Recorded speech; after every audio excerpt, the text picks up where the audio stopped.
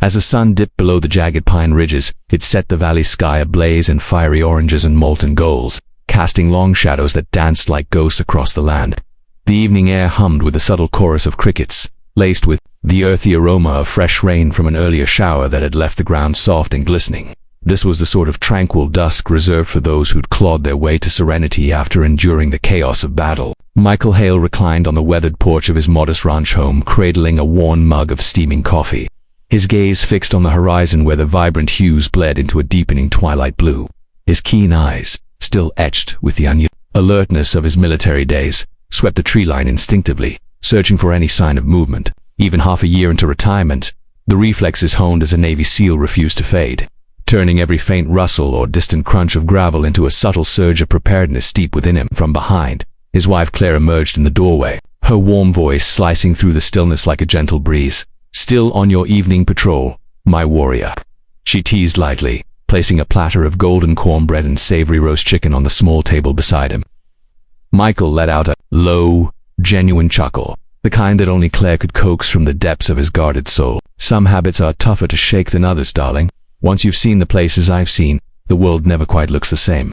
She settled against the railing next to him, tucking a loose strand of hair behind her ear with a tender grace. "Well, out here, things are meant to be calmer," she replied with a soft, reassuring smile. "Or at least, that's what we hoped for." A subtle tension gripped Michael's jaw at her words. He understood exactly what she implied. With the homeowners association overseeing the adjacent upscale gated enclave had been a relentless nuisance ever since they'd purchased this slice of land just beyond its borders. Their property fell outside the HOA's control, yet its domineering President, Nancy Porter, acted as if boundaries didn't exist. She'd bombarded them with formal letters, stern notices, and even uninvited inspectors, insisting Michael's sturdy new fence clashed with the community's pristine visual standards. At first, Michael had dismissed it with a hearty laugh. "Let her rant," he'd assured Claire. "She's just flexing her ego." But as the days turned to weeks, the harassment escalated. Nancy began appearing unannounced, clipboard in hand, her lips curved in a saccharine grin, flanked by a pair of burly men in crisp polo shirts who loomed like silent enforcers. "Consider this your final notice, Mr. Hale," she'd declared one sweltering afternoon from the end of his driveway. "Your land disrupts our neighborhood's harmony. We have every right to demand conformity." Michael had met her gaze with unyielding composure, his tone icy and measured. "You're overstepping your bounds, man. I've faced genuine battles. You don't want to ignite one on my turf." For a fleeting moment, Nancy's polished facade splintered, her eyes flashing with malice. "You'll come to rue this," she snarled before, pivoting sharply and marching away. Claire had attempted diplomacy, extending olive branches in hopes of harmony, but Nancy thrived on dominance, not dialogue. When control slipped from her grasp, she retaliated with venom. Soon after, unsettling incidents unfolded. An unfamiliar car idled across the street for endless hours, engines silent and lights dimmed. An anonymous note, laced with threats, appeared in their mailbox one morning. Then, under the cover of night, their surveillance cameras captured shadowy figures prowling the perimeter fence, beams of light piercing the gloom. Michael scrutinized the recordings intently, noting their postures and strides. He recognized instantly that they weren't authentic lawmen, they were imposters playing dress up. "I suspect Nancy's enlisted some renter thugs," Michael confided to Claire in a hushed tone. "They're novices, but they're getting brazen." "Should we involve the sheriff?" she inquired, her voice tinged with worry. "Not just yet," he replied firmly.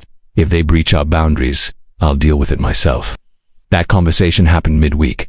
By the end of the week, the true tempest descended. Michael had ventured into town for essentials: fuel, horse, feed, and components for the backup generator, planning a swift return. Claire remained at home, preparing their meal, her soft humming blending with the sizzle of ingredients in the pan. The aroma of caramelized garlic wafted through the rooms, intertwining with the twangy melodies from the vintage radio tune to classic country tunes. At precisely 7:48 p.m., beams of light swept up the driveway.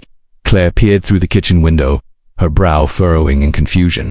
She didn't know these vehicles to sleek black SUVs with darkened glass, exuding an air of false authority without any markings. The figures who emerged donned bulky tactical vests adorned with counterfeit police emblems. One brandished a badge, but even at a distance, Claire sensed its forgery. She ventured outside warily. "What can I do for you?" she asked, her tone steady, despite the unease rising within. "Ma'am, we're executing an HOA compliance directive," the lead man announced with smug superiority. Reports of unauthorized barriers in irregular buildings had piled up. We're here to perform a mandatory review. Claire's intuition screamed danger. You're not legitimate officers. You hold no power on this land. My husband is a decorated veteran." Before she could elaborate, a burly figure lunged forward, shoving her roughly. "No need to complicate matters," he growled. Claire reeled back, steadying herself against the banister. "This site is non-compliant. We'll inspect it with or without your consent." Her cry pierced the darkness like a thunderclap. The intruders battered the door inward and surged inside. Claire resisted fiercely, seizing a nearby lamp and smashing it against one assailant's arm, shards flying like sparks. But outnumbered by 3, she couldn't hold them off. A brutal strike from another sent agony ripping through her side. She collapsed, gasping, as pain exploded in her ribs. They ransacked cabinets and bookcases, grumbling about gathering proof of illicit modifications. It was all a farce, a crude ploy to terrorize. As they departed, they slammed the entrance shut, abandoning Claire, dazed and fading on the cold floor. She dragged herself toward her phone, fingers fumbling, but exhaustion claimed her before she could summon help. A quarter hour later, Michael's pickup growled back along the path. His eyes caught the ajar gate first, then the mangled front door. Finally, Clarashan quivering, struggling to raise her head. "Mike, ... double quotes," she wheezed, tears carving paths down her cheeks. "They claimed to be HOA enforcers. They ... they attacked me." Micah dropped to her side, his hand shaking not from terror, but from a seething rage. He noted the swelling bruise blooming along her torso, the labored heave of her breaths.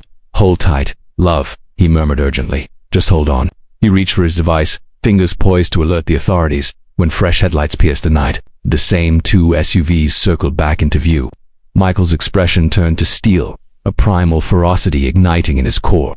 He stood deliberately, striding to the secure cabinet and inputting the combination with mechanical efficiency. It swung open, unveiling the sleek black M4 carbine that had been his companion through grueling tours in Afghanistan, Iraq, and Somalia.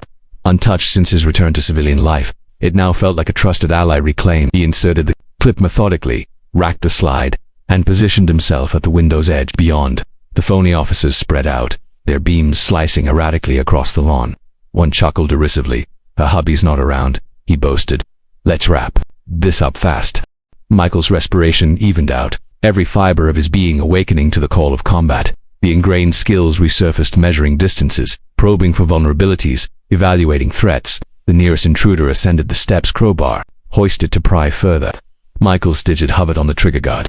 The atmosphere thickened to an unbearable hush, even the insects falling mute. "You've chosen poorly," Michael whispered to the void. In a blur of motion, he acted exact, unyielding. The silence shattered not with a yell or wail, but with a crisp snap of Michael Hale disengaging his weapon safety. To him, it marked the irreversible shift from tranquility to conflict, from devoted spouse to seasoned fighter. Peering through the fractured pane, the imposter enforcers lumbered across the grounds, their lights slashing haphazardly over the outbuildings, the veranda, and the vehicle's flank. They bantered mockingly, brimming with overconfidence, oblivious to the peril lurking within those walls. "Bust that door wide," one barked, slamming his boot against the damaged panel. Michael's pulse decelerated. Seal drills had ingrained in him the art of decelerating frenzy, channeling surge into clarity. His sight tracked their advances meticulously. 3 adversaries in dark gear holstering sidearms, masquerading as authorities. Mere pretenders, not elite operatives, bullies in disguise. He inhaled deeply. The trigger yielded to his touch. The initial report was disciplined, surgical. The crowbar wielder whirled rearward, his tool rattling off the balustrade. His comrades stalled momentarily, bewilderment etching their features. Then they scrambled for cover behind the vehicles, hollering, "Incoming fire." "Incoming," one stammered, into a bargain basement communicator, his timbre fracturing with dread. Michael shifted between vantage points, staying crouched, mapping their hides. They retaliated with erratic volleys toward the structure, frenzied blasts that obliterated a lantern and splintered the entryway. Yet Michael remained unflippable. He'd endured barrages from hardened militants. This was mere amateur hour against the infernos he'd survived abroad. Claire shifted faintly on the sofa, grimacing in distress. "Mike, what's going on out there?" He crouched by her briefly, assessing her vitals. "You're secure, honey. Lie low, don't stir." "Okay." Her gaze brimmed with moisture. "Promise me you'll stay safe." Michael offered her that familiar, comforting grin, though one reserved for departures into danger. "I promise." Rising, he seamlessly re-entered the phrase cadence. In the yard, the charlatans rallied. One issued commands, feigning command. Shift, leftward outmaneuver via the flank window. Michael allowed a wry curl to his lips. "Outmaneuver this," he breathed. He hunkered down, relocated to the adjacent corridor, and sighted through the tattered shades. A fluid pool, and the targeted figure relinquished his torch, crumpling to a knee. The light tumbled over the soil, sputtering like a faltering comet. The sole survivor unraveled. He hunkered behind the SUV, bleeding into his device once more. Man hit request reinforcements. He's armed with a long gun. Michael's temper boomed. Into the obscurity, resonant and authoritative. You invaded my sanctuary. You harmed my spouse. Surrender your arms and emerge on your belly, or you won't depart upright. A hush descended. Then, the wail of rubber on pavement echoed from afar. Additional beams sliced through the foliage. Michael braced himself. The confrontation was far from resolved. Extra rigs barreled into more SUVs and a rugged truck. 8 or 9 reinforcements disembarked, clad in a key and sham regalia. They brandished pump actions, semi-automatics, a jumble of budget equipment that betrayed their inexperience. They banked on sheer volume for victory. Michael knew the folly in that. He donned his old comms device from his post-service contracting, a stint, linking it to the property speaker network threading to the stables. Time to summon the reinforcements. He grumbled, keying a sequence on his mobile. From the barn's rear, motors erupted with fury. Thunderous, visceral bike engines that vibrated the earth itself. These riders were Michael's kinfellow and motorcycle enthusiasts he'd bonded with post-discharge. Warriors who'd shared foxholes with him. Souls who grasped brotherhood beyond any petty regulation. The Iron Hawks, as they dubbed their crew, lived by a creed: harm one, face the horde. In mere moments, a dozen Harleys thundered from the shadows, their roars mimicking a storm's wrath. The bogus officers petrified, their illuminators whipping chaotically as the cycles encircled the drive. Beams converged into a searing ring, ensnaring the trespassers amid glaring radiance and acrid exhaust. The riders synchronized their throttles, crafting a deep, foreboding drone that rippled chills through the veil of night. Michael emerged onto the veranda, his firearm at rest across his frame, stare piercing the cowering group. His footsteps ground against the pebbles as he descended leisurely, akin to a predator closing on ensnared quarry. Who among you laid hands on my wife? He inquired, his delivery serene yet lethal. Silence reigned. Their phony insignias shimmered under the glare. Perspiration beaded on a forehead. You arrived masquerading as lawmen, Michael continued, striding before them deliberately. Yet you're mere paid weaklings. Invading a residence, battering a lady for what? A boundary dispute, a barrier. At last, one faltered. It wasn't our intent, he stammered. Nancy orchestrated it. Michael's focus sharpened. Nancy Porter. The man bobbed his head frantically. She asserted legal backing, claimed you violated HOA codes. Our job was intimidation only. Intimidation. Michael's inflection dropped. Ominous. You fractured my wife's bones. The informant gulped audibly. We didn't anticipate resistance. Michael elevated his barrel marginally, not to fire, but to underscore their vulnerability. Relinquish your arms. Every last one they wavered. That sealed their doom. The Iron Hawks orchestrated a cacophonous surge, the clamor rebounding off the slopes. A colossal rider named Duke advanced, his grizzled beard like forged steel, ink etching his throat. He hawked disdainfully. You caught that. Surrender them, or we'll extract them. Terror cascaded through the imposters' firearms, thudded earthward. One darted for an escape vehicle, but a trio of cyclists intercepted, their lamps blinding him. Michael pivoted to Duke, lured the sheriff. Inform him of the breach, fraudulent badges, battery, intrusion. Duke flashed a toothy smile. Way ahead. ETA. 5 minutes. Michael eased his grip on the weapon, permitting the night's gravity to settle. His pulse thrummed, but his resolve was unyielding. He glanced toward the dwelling, where Claire observed from the threshold, swathed in a throw, her complexion wan yet radiating quiet strength. Authentic lawmen materialized shortly, their strobing crimson and azure illuminating the grounds. Surveying the tableau, disbelief etched their faces. Bogus officers subdued amid gravel, ringed by motorcyclists and a stoic figure with a carbine draped casually. Sheriff Collins alighted from his vehicle, palm lingering near his sidearm. Michael, what the hell unfolded here? Michael released a measured breath, proffering the rifle to Collins. Safety engaged. They forced entry, assaulted my wife, posed as HOA agents. I safeguarded my domain. Collins' scrutiny intensified on the captives. These aren't from around here. Smells like imported hired guns. We'll unravel it. Then, a detainee grumbled. Nancy Porter contracted us. Cash up front. The sheriff arched a brow. The HOA head, Michael affirmed with a curt dip of his chin. Visage impassive. Collins regarded him squarely. Pursuit charges. Michael's sight drifted to his spouse, then returned. His words were hushed, resolute. I demand justice for every instant of suffering she endured. The sheriff assented. Consider it done. As the charlatans were herded into cruisers, the riders melted into the obscurity, their motors diminishing to echoes. The evening reclaimed its quietude, though now laced with a profound gravity. Michael ascended to the veranda where Claire awaited. She clasped his hand, her timbre quavering. "Is it finished?" He surveyed the receding beacons vanishing along the lane. "For those fools? Not entirely, but for you and me. Yes, it's done." He drew her near, mindful of her injuries, sensing the rhythmic throb of her heart against his. For the first time in ages, he permitted a full, unburdened inhalation. But dawn following the ordeal hung thick, as if the atmosphere bore the scars of the prior night's violence. The squall had subsided, yet its remnants persisted in the fragmented panes, the ravaged entry, and the purpling marks marring Claire's frame. The haven that once epitomized refuge now resembled a scarred combat zone.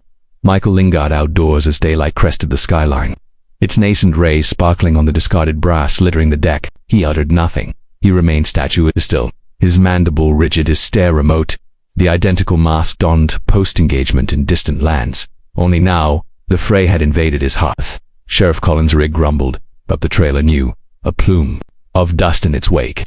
He disembarked, clutching documentation, his countenance somber. "Good morning, Michael. Figured you'd have headed to medical by now." "Claire's recuperating indoors," Michael responded softly, his inflection wary from vigilance. "She's battered severely, but resilient." Doc confirmed dual rib fractures, one perilously near her lung. His knuckles whitened involuntarily. Collins dipped his head, empathy glinting briefly. "She's fortunate. You both dodged worse." Michael's gaze chilled. Fortune played no part. The sheriff exhaled heavily. "Understood." He consulted his records. "We grilled those you apprehended overnight. No bona fide badges among them. Not even certified guards. They're ex-storemen and freelance brawn from neighboring regions. Uniform tail commissioned by Nancy Porter." Michael's mandible tensed, a smoldering ire kindling in his depths. "What was her payout?" 10,000 in bills. "She painted you as a volatile ex-troop erecting unlawful edifices and menacing residents. Alleged you were volatile and armed, greenlighting restraint if required." Michael fixed on the distant vista. "She twisted falsehoods into weapons. Dispatched brutes to ambush a lady in her abode." Collins concurred. "Evidence suffices for her. Collar, vicarious assault, plotting, false representation as peace officers, and forcible ingress. Prison awaits." Michael's reply cut sharp, though subdued. "I need to witness it."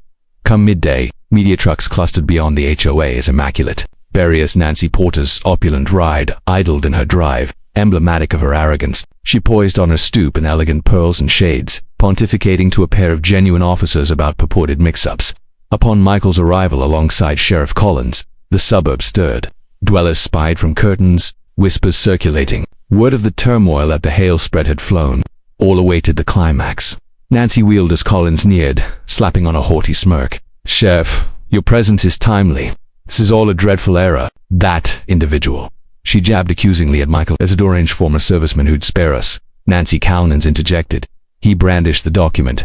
"Affidavits from 9 operatives attest you enlisted them to mimic authorities and batter an innocent. You're detained for scheming, deception, and severe battery." Nancy stiffened, her veneer shattering. "Preposterous. I aim to shield our enclave." Michael advanced, his utterance composed yet resonant like distant thunder. "You dispatched assailants to my threshold. They demolished my entry, brutalized my wife, and proclaimed officialdom. You call that guardianship?" Nancy's assurance wavered. "I never ordered violence, merely to frighten you. Just enough to relocate your barrier." Michael closed the gap further. "You sought to intimidate a Navy SEAL, Nancy, and nearly ended my wife's life." Color fled her cheeks at last.